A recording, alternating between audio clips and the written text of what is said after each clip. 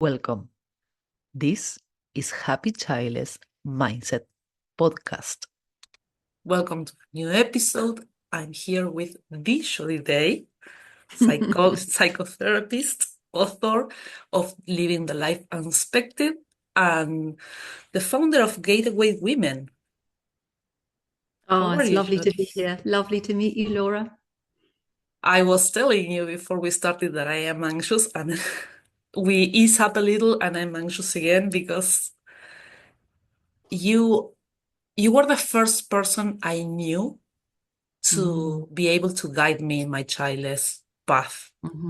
And World Childless Week was the first event, and you were really present there too. So do you feel kind of a burden with all of us around you? Or I think... Oh, that's a beautiful question.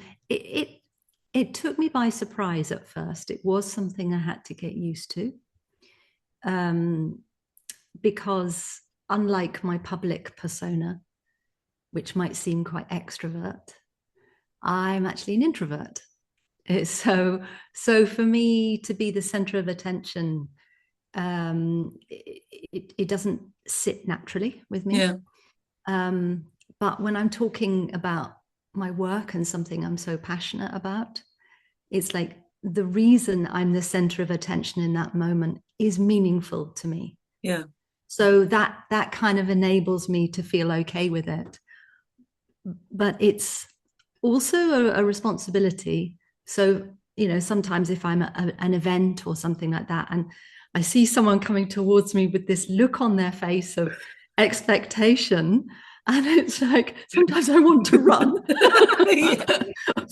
I just kind of take a deep breath, and because it's not just me they're seeing the me that exists in their mind. Yes. And what that me means to them in their heart. It's like my work. So in that moment, I open my heart to the moment, and I realize that actually it is a gift to them to receive their admiration. They want it to be received because in that moment, they want to give me back something that they feel I've given them.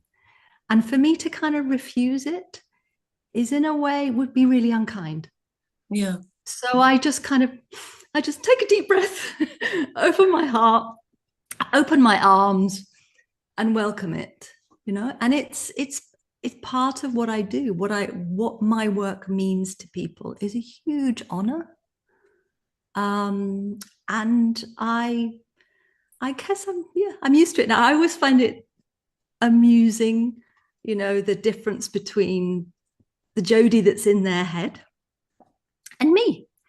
I'm just I'm just a regular person doing regular things, and I'm grateful that my work has saved my life. Yeah. And has had such a huge impact on so many of us. Yeah. And I was the channel through which this work came. And sometimes, I don't know why, maybe one day I looked in the mirror and said, someone needs to do something about this. And the universe looked back at me and went, off you go then. You do something about it. And I did. I'm an ambivert, so I have these extroverted moments, and then I'm an introvert, and I don't want to deal with anyone else. So, and of course, you're Shoddy Day, and I'm right, just starting. But the same thing happened to me. I needed more happy stories about being childless because the grief, I went through it, and it's really necessary, and I still have a lot of sad days where something triggers me, but at the same time, about the representation, the mimetic behavior. When you see someone being happy, you think, I can do that too, and I need more examples of that. So I started this podcast, and I started interviewing people that are happy. They grieve, but they are happy being childless too. Because what I encountered was so sad. And in your book, You talk a lot about that, about finding the happiness. Mm-hmm. But I feel that sometimes we found your book as the first book and we can't deep into there. Yeah. I mean, I think in my very early days and the worst days of my grieving, I think the idea that I could be happy again one day was almost blasphemous. Yes. You know? Just like, I'm never going to be okay. Yes. You know? And if I imagine like Jody now, meeting Jody 20 years ago, so I'm 60 now, imagine meeting myself at 40. I wouldn't have believed the transformation was possible. Yeah. I would go, well, it's all right for you. You can do this, you can do that, but I'm never going to be able to do that. And it just seems impossible at times that we can build a life of meaning and happiness without that thing at its core that we long for so deeply. And I'm still childless. I'm always going to be childless till the day I die. It's never going to go away. In many ways, inside, though, I think I feel almost as at peace with it as if I had chosen it, as if I was child-free. But that is not, you can't jump to that place. No. You know, you have to go through the shit to get there. I wouldn't, strange enough, I think, seeing other happy, even happy maybe is too much of a stretch, just peaceful, going on with their lives, you know, childless women is really, really important. But I think we also need women who can show us the whole journey, you know, that you can go through that dark night of the soul, you can come out the other side, you can live with your grief. You know, you're not always going to be grieving, but the grief becomes, I mean, my grief lives in my heart. It's like a little jewel. It's like a little jewel deep in my heart, which is the love that I have for the children that live only in my heart. It will always be with me. It is part of my soul. But the rest of my heart has grown bigger around it. It's like it's safely tucked away. Occasionally, it can get poked. Yeah. And it's like, oh, there it is. Yep. Forgotten about that. Forgotten how much that hurt. Yep. Ow. You know, but it's usually a small moment, usually a very unpredictable moment, often nothing to do with children. You know, I think, oh, Christmas. Yeah, Christmas is going to be hard. Christmas is fine. Then some random thing.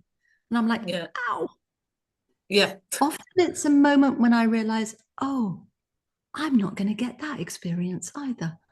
Oh, I'm not going to have this, you know, and it's just that another realization of how this loss just spreads into every area of life.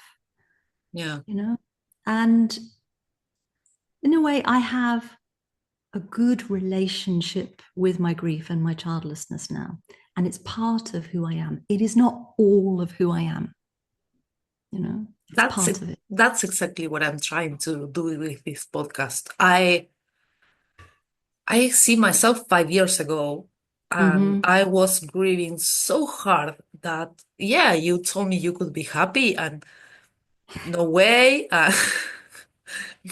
Go, you know, but then I started to became at peace with that and lowering my anxiety and overcoming my agoraphobia. And I needed examples of I can have a happy life. Yeah.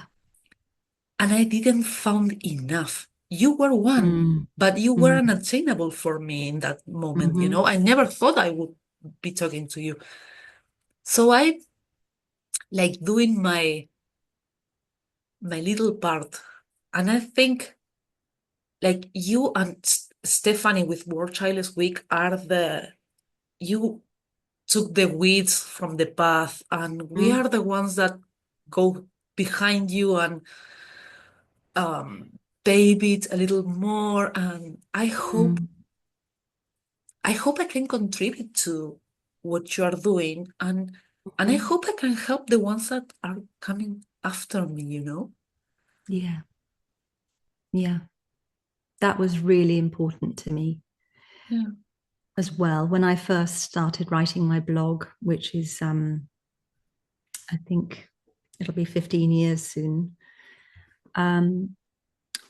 what I noticed is that other blogs that would start, which usually would be anonymous and would usually be about someone coming to terms with life after failed infertility treatments, usually within a couple. So that was the story.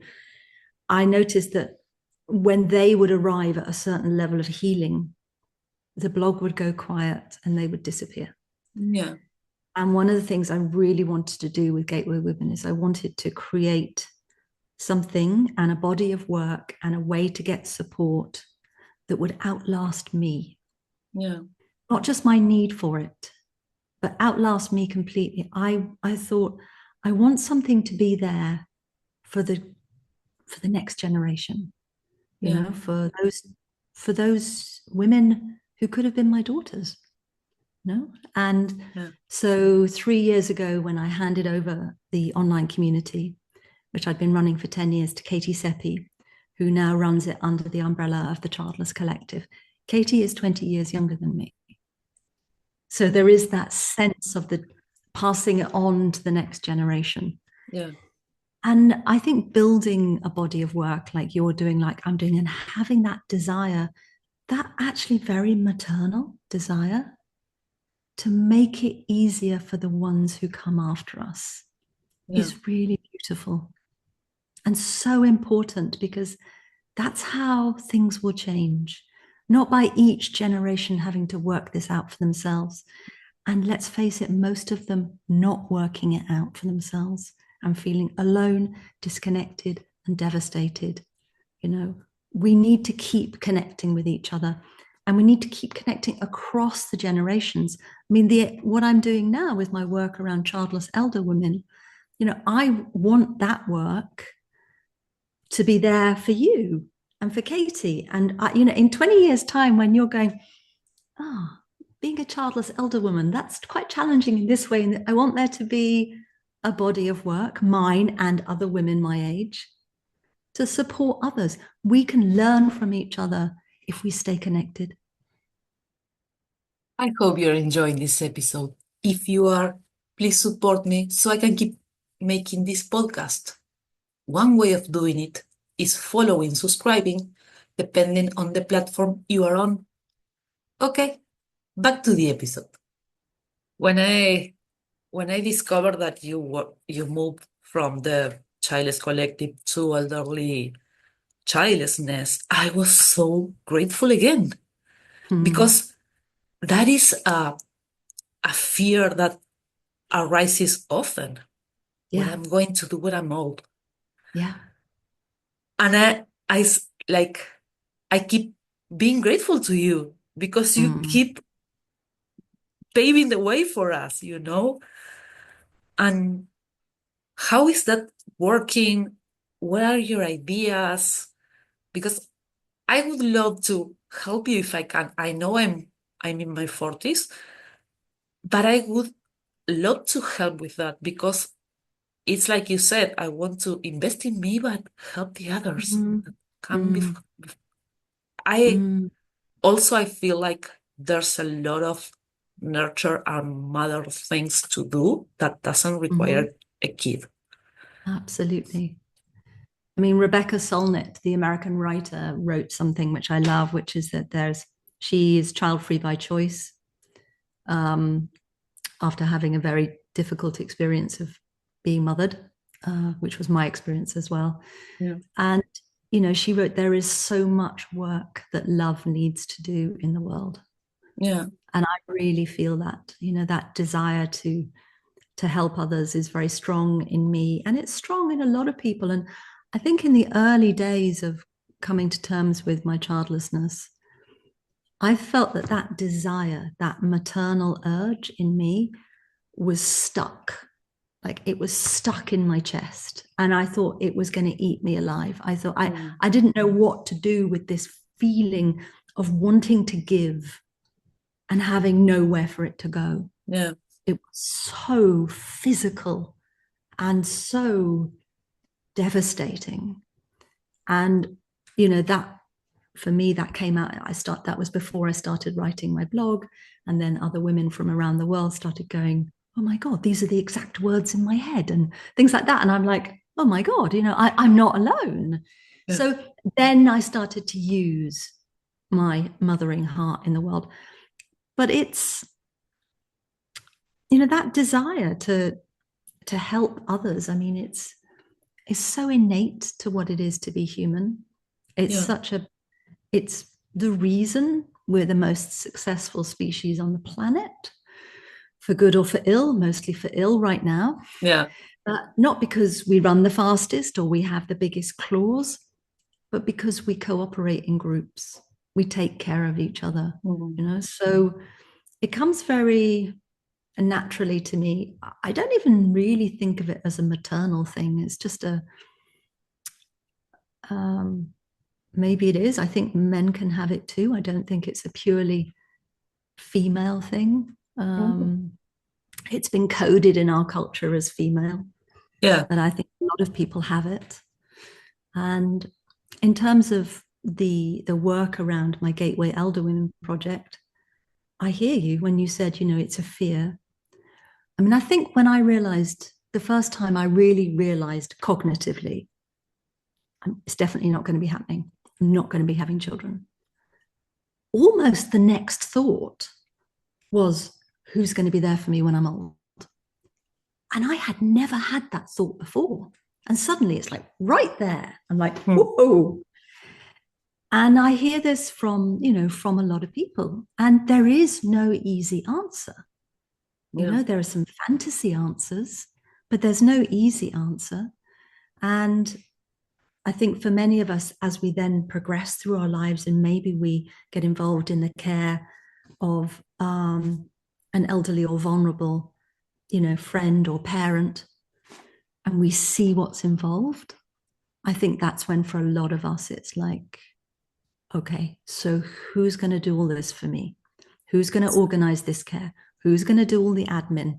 Who's going to do the running around? Who's going to do the reassuring? Who am I going to be able to trust? Yeah. So probably in 2014, I was one of 4 activists that were involved in a project in the UK called Aging Without Children. It went on to become a UK charity called Aging Without Children. Anyone who's listening to this, they have a fantastic Facebook group with about 5,000 members. So if you are someone who is aging without children, there's a lot of material there. I'm not involved anymore because I don't live in the UK anymore. I live in Ireland. A project that I've been planning for many years and which I'm working on now is something called AlterKin.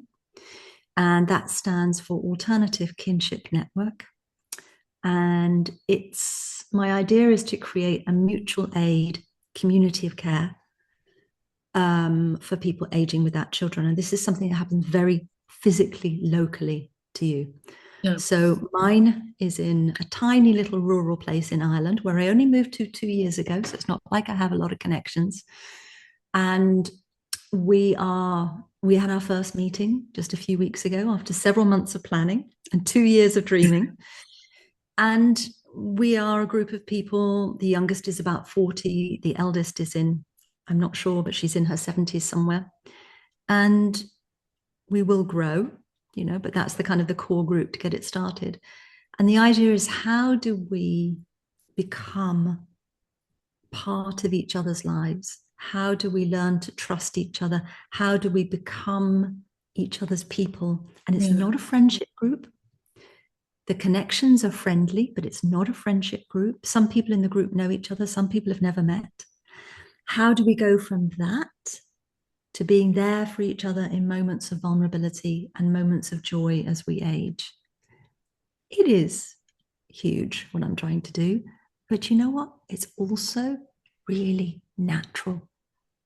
It's just that capitalism, globalization, the nuclear family, individualism, hypermodernism, neoliberalism, you name them all, they've all made this weird. But actually, it's really human. How do we be there for each other? You know, how do we get close enough to each other in careful steps so that we know we can trust each other? Yeah. So it's a project I can't kind of talk about the details so much because obviously confidentiality is really important. But I'm hoping that after about a year, we might be able to, as a group, agree on some, almost like some principles of how you do it. So we can start to create templates so that other people can do it. And my vision is that instead of running another organization like I did with Gateway Women, is that it will be just more like the 12-step movement, in that it will just be lots of loosely federated. So we'll be connected, but completely independent. Yeah. So each group will be doing its own thing, but we will be there to support each other as groups. And who knows, maybe we can, maybe those of us without children can show how it is possible to care for each other in our communities in a way that actually a lot of people need this. A lot of people with children need this. Yes. But there's a certain amount of shame to seeking this level of support and connection outside the nuclear family. There's this idea that, you know, could you give me a lift to the hospital? Could you come round and clean my house because I can't do it right now because I've hurt my leg or something like that? I'm like, don't you have someone else you can ask? You know, there's this sense of like, why don't you have people in your life to do this? You know, what's wrong with you? Or why can't you pay someone to do that? And that's part of the problem, is we pay for a lot of things that we used to do for each other out of love and care. And in those moments of doing things for each other, relationships were built. Yes. So because we pay someone to do it, there's no relationship involved. So we end up feeling lonely and disconnected from each other. And then we won't ask each other or offer things to each other because we don't know each other well enough. So it's like it's really trying to unravel a lot of societal conditioning around hyper independence. And if you're a single childless woman, you've had to learn to be super hyper independent. So actually your asking for help muscle may no longer exist. I had to ask for help in my 30s. I was completely anxious. On top of agoraphobic, I wasn't able to eat or to take a shower, or I needed 24/7 someone with me. I couldn't be left alone in a room. And I learned to ask for help from my friends. Mm-hmm. And a few friendships didn't last. Yeah.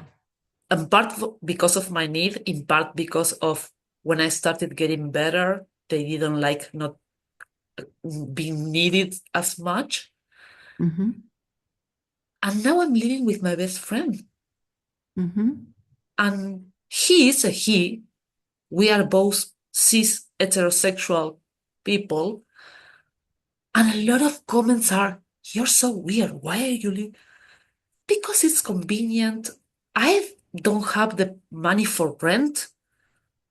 So we were able to rent a bigger house and I just pay a part. Mm-hmm. But I am also super involved in let's unravel the nuclear family, sorry for my French, bullshit. Yeah. Because I know a lot of families that are a nuclear family that they live in the same, like two houses in the same terrain, and they don't talk to each other. Mm-hmm. Yeah. You know? Yeah. I love what you're doing because I think it transcends childlessness. It's like, how can we be kinder? Yes. You know? And it's a win-win. I'm going to be kind to you, you're going to be kind to me. Like, where's the downside to that? You know? Yeah, and even if the kindness doesn't come from the same person you gave it to, there's always coming back. That I've seen that. My business model, and I'm going to put that in inverted commas because it's not really a business model, but it's really just kind of who I am, is I've always been really generous with everything I've done in Gateway Women. I didn't do it to make money, which is good because it would have been really hard. But I did need to pay my bills with it. But I've been, whenever it's been possible, to be generous. So I always have been, with my recommendations, with my time, with my support. Behind the scenes, a lot of stuff no one ever sees. Behind the scenes, I'm very supportive to a lot of people. And when you said it's like it doesn't necessarily come back from the same person, but after 15 years of just doing that, of being me within the childless community, I'm really noticing that there's a lot of goodwill towards me. There's a lot of kindness towards me. And if I reach out to someone and say, would you be interested in doing such and such, or can I ask you to meet this person or something like that? There's a sense of like, for you, yes. Yes. Yes. And so, I mean, within the AlterKin model, one of the things that's really important is actually about distributing the care around the group. Yeah. Because one of the issues also for people without children is it's often the daughter, if there is a daughter without children, who becomes the default carer for a parent and takes on individually an enormous burden, usually on top of also doing her job, and her siblings, if she has them, just sort of let her get on with it without any realization that her giving up this time means that her career is, not possible to keep going. And maybe her savings are going to get depleted. Maybe her health is going to get destroyed. But yet there's no sense that in 15 or 20 years' time that the brothers and sisters' children are going to be there for her. It's as if she gets to sacrifice herself because she doesn't have kids. Yeah. And I mean, caregivers' burnout is very, very real. It's very intense caregiving for someone.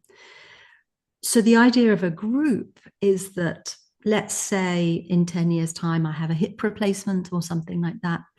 I have a group of people, maybe I know 20 people in my area who've known me for 10 years, who've been in my house, I've been in their house. We've done fun things together, as well as help each other with the gardens or help each other paint each other's houses or whatever it might be.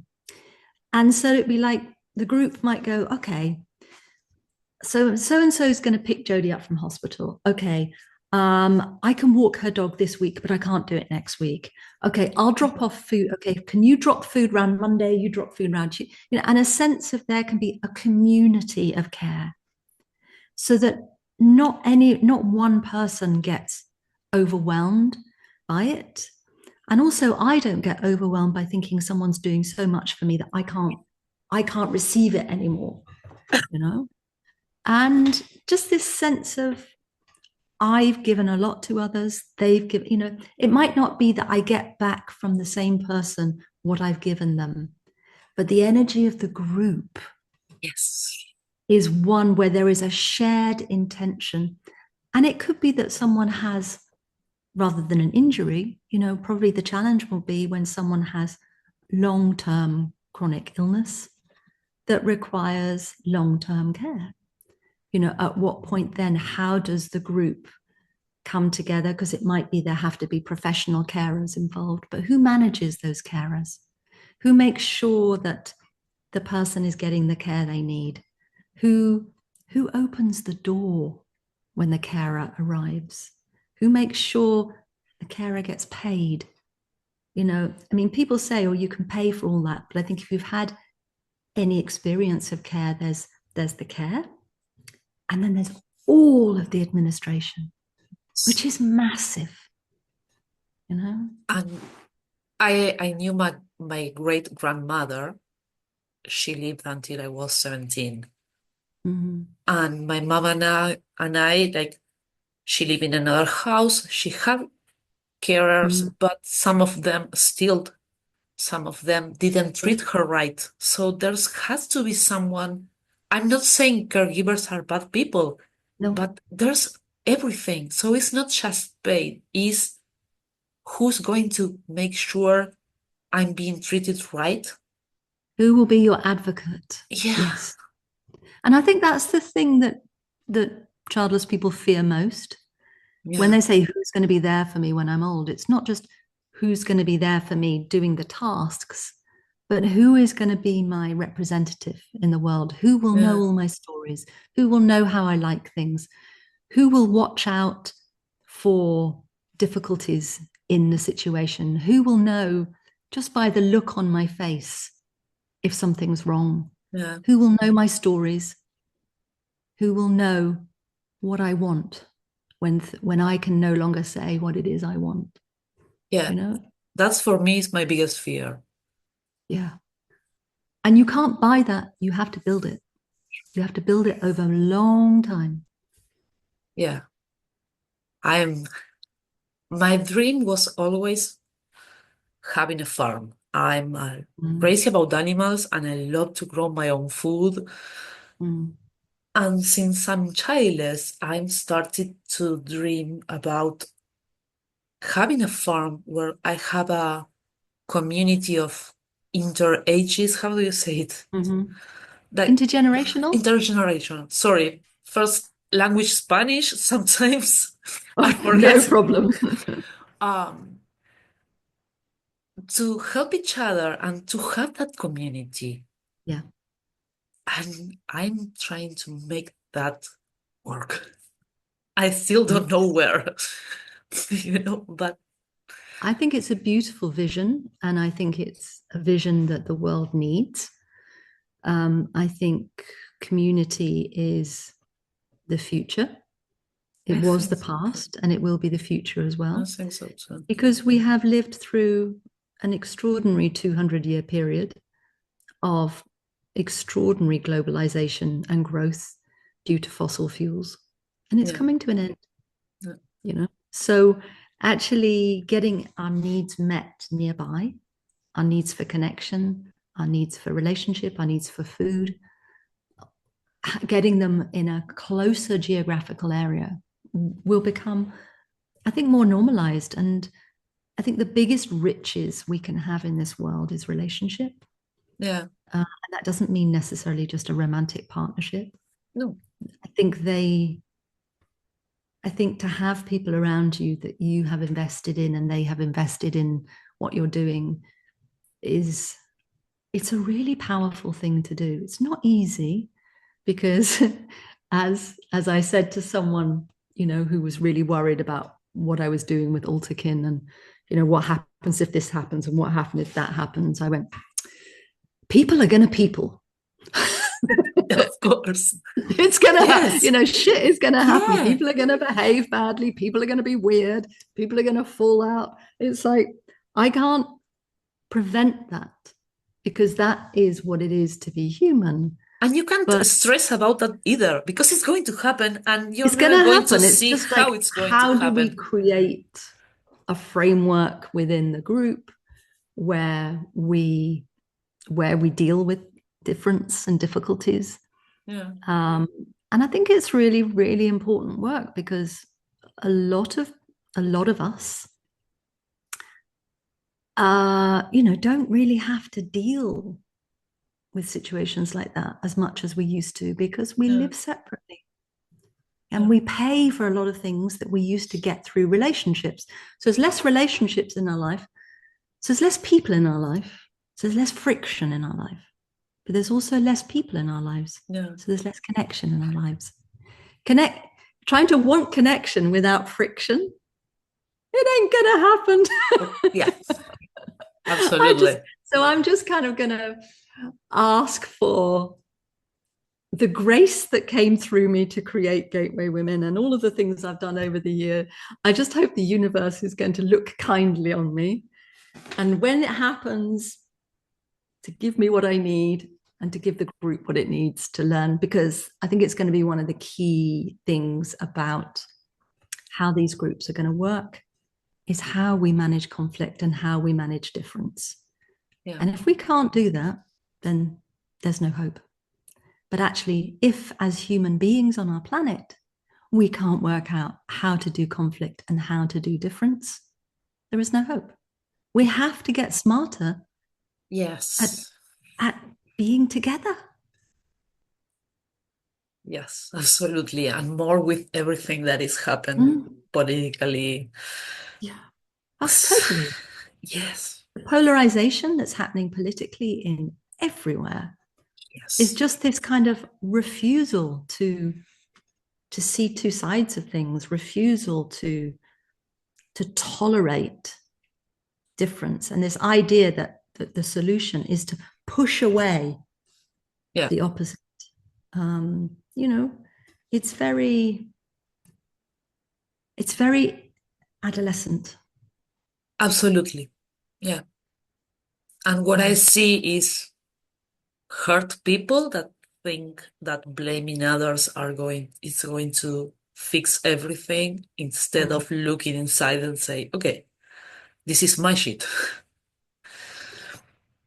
Yeah, well, a lot of the problems that we've got can't be solved in a way that, I mean, they can't be solved by blaming them on other people, but they also can't be solved by the level of thinking that our society currently uses to solve its problems. Our thinking actually just creates more problems right now. Yeah. So, it's a very interesting moment to be alive. Yeah. Let's say it's interesting. Interesting. And not I'm shitting my pants thinking where I'm going to do with my life. Yeah, it's very hard to plan anything. Sorry, my or cat project. was... I mean, if I think of you, if you think of your life in 20 years' time, it's like, I mean, I probably won't be around. The women in my family don't live, a hugely old age. But I think of my nieces, I have nieces by love, not blood. So I'm an only child, but my ex-husband has brothers and sisters. And so I have nieces and nephews that way. And there are some I'm very close to. And I think, yeah, one I'm very close to, she's 30. I'm thinking, what is the world going to be like in 20 years' time? Yeah. And I really don't know. I mean, how do you make a plan with your career or your business or your dreams? It's like, will my country still exist? Like, it's pretty existential stuff, Will we still be able to live here? Or will this be underwater, or will this be desert? Or it's like, I mentioned a few episodes before that I can't change the world in that scale. I can't go to Ukraine and stop the world, or in Gaza just stop. But what I can do, and I think you've been doing that longer than I, is getting love in where you can reach. Yeah. And pouring that love, and for me it's contagious. You meet someone that is kind. Way to see it. Yeah. Yeah. You meet someone that is kind, and for me it's like walls go down, and it's like, oh, this person is kind, I can be kind too. And that creates a ripple effect. And I am hoping that we are more like that, more kind, or more compassionate to each other, Well, the narrative that the overculture presents is one that during times of scarcity, we will turn on each other. We will be selfish. Yeah. We will kill each other. We will fight over resources. History does not bear this out. What happens, actually, if you read Rebecca Solnit's book, I think it's called something, it's got the word paradise in the title. I can't remember it off my head, but it's about the aftermath of the Katrina hurricane in America. Yeah. And we've seen it in so many places. When systems break down, and when there is a huge crisis, let's say a natural disaster or a war or something like that, and people lose everything, they start to help each other. There is a natural desire to help your neighbor, even if your neighbor is someone who politically is completely opposite to you. There is a sense of like your humanity. People behave extraordinarily in a crisis. They don't turn on each other. They turn towards each other. But the narrative, the political narrative, is that everyone's going to be, you know, locked into their homes with a year's worth of food and guns and is going to shoot whoever comes. This creates an agenda of panic, of fear. And you know what? Fearful people are really easy to control. You know, unfortunately, history shows this. So in a way, to continue to believe in goodness, to continue to believe in kindness, it's revolutionary. And quite frankly, if the last thing I do on this planet, as everything goes to shit, is an act of kindness, even if people think I'm stupid for doing so, that's what I'm going to do. I agree. Like I can't be away. I have to sometimes set boundaries in a aggressive or more, and I feel so shitty about it, you know. But there are people that don't understand boundaries. I have to be firm, and it's like, oh, I don't want to be like this. So if my last act as Laura is being kind, I'm good with that. Yeah, we're good with that. Something we were talking about is communities in real life. But I think there's also a lot of community online.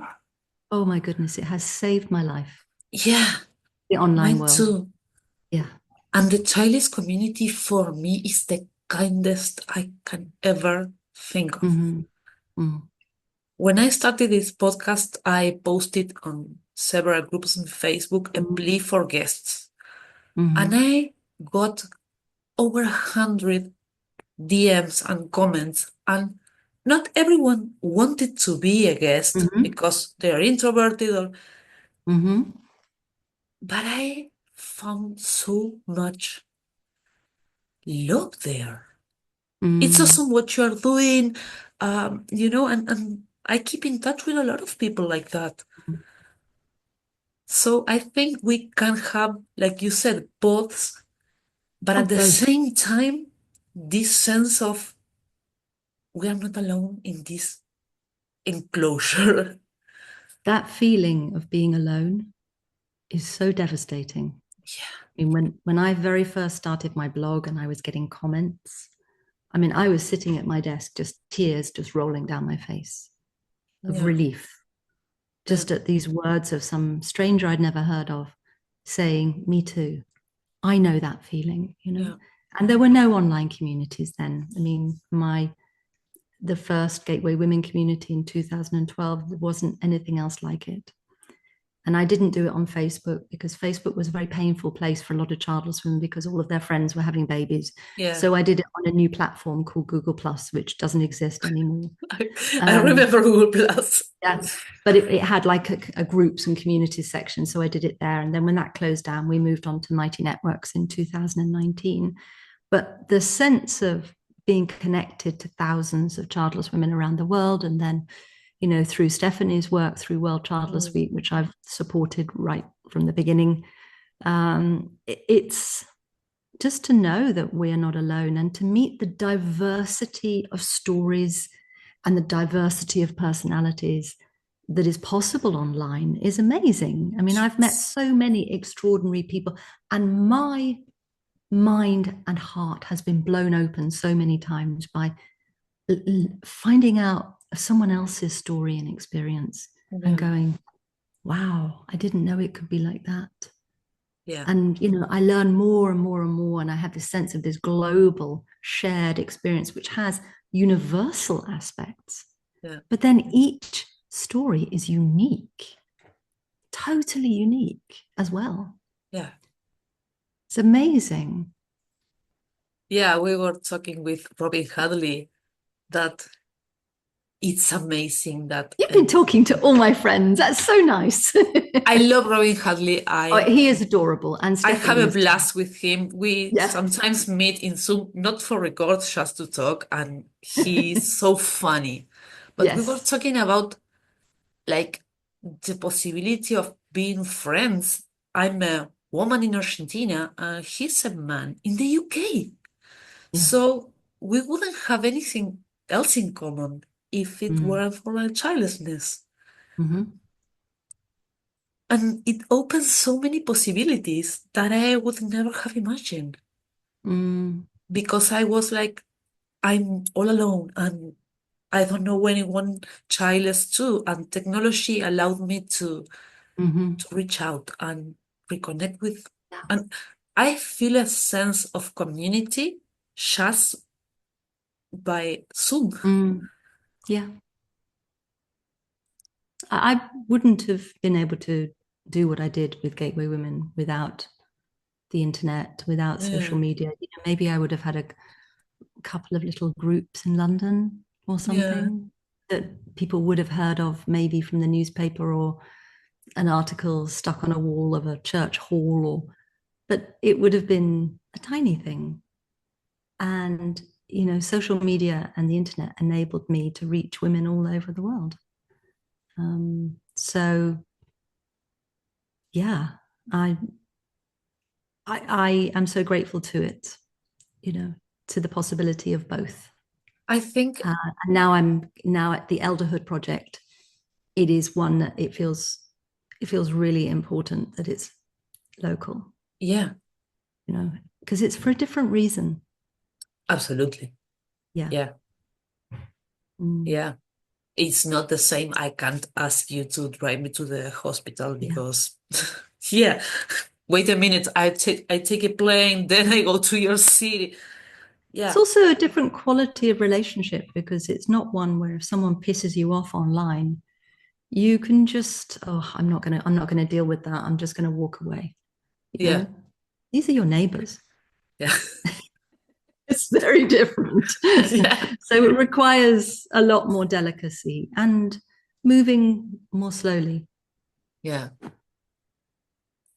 I visit several of my neighborhoods, of my neighbors in different neighborhoods, because since I moved so much, I usually make friends with my neighbors. Yeah. And I also love that. But I feel I am a person that is always looking for community. And I think a lot of a great part of that is that I don't have kids and I wasn't. Yeah. I'm an only child. I Mhm. don't have any more family. So I started looking for family outside. Yeah. Yeah. And I remember something my mum said to me not long before she died. She was a very difficult woman and not very maternal. And so as a kid, I did my own thing. I'm the classic Gen X kind of kid. I was just sort of half wild. And she said to me, your whole life, you've been making other families. And I looked at it and I thought back to it, to being a child, being in other people's houses. When I would have a boyfriend when I was a teenager, I would usually end up spending all my time at my boyfriend's house with his mother and his family. I was always being adopted, it seemed, by other people's families. I was always like the kind of the rescue cat. and now I'm doing it again. I realized I'm trying to create a family, you know, in my old age. funny enough, my mom said something similar to me. I have a weird relationship with her. She was abusive and neglectful in the same package. And she told me, you're always looking to replace me with moms that you find elsewhere. So I get you. Yeah. But I'm also really grateful that I have that urge. Yeah. Because that urge to survive and to find somewhere kinder has saved my life. I was thinking the same my thing. home environment was very hostile. Yeah, I was thinking the same thing. That saved my life, the being able to have that sense of security elsewhere. And it still saves my life. Yeah. Yeah. Your video is frozen. Okay. I'm still here. Well, if I'm not looking at your eyes, it's because. Yeah. Okay. Can you still hear me okay? Yeah, I hear you okay. Okay. Is there anything else you want to tell, to share, to... I don't want to keep you more than we need to, because I know you're busy. No, it's been a beautiful conversation. Really, I feel like I've got to know you a little, and your very tender heart, which I can feel all the way across the world right now. It's touching mine, feeling very touched, very warm to have been in your presence this last hour. So thank you so much. And thank you to those of you who are listening, to Laura and us. We send you, the two lovers, we send you all our love. Jody, thank you so much. It's been an honor, but also you took the time to let me feel that it's okay, you're okay. So thank you for being my guest and for being the beacon I follow. Yeah. Thank you. It's been a pleasure. Before you go, if you want to help me build my multi-generational community, you can do so by making a small donation, either on my Ko-fi or on my PayPal. You can find both profiles in the link tree that is in the description. Okay, thank you so much for listening to this episode. I hope you enjoyed. Bye.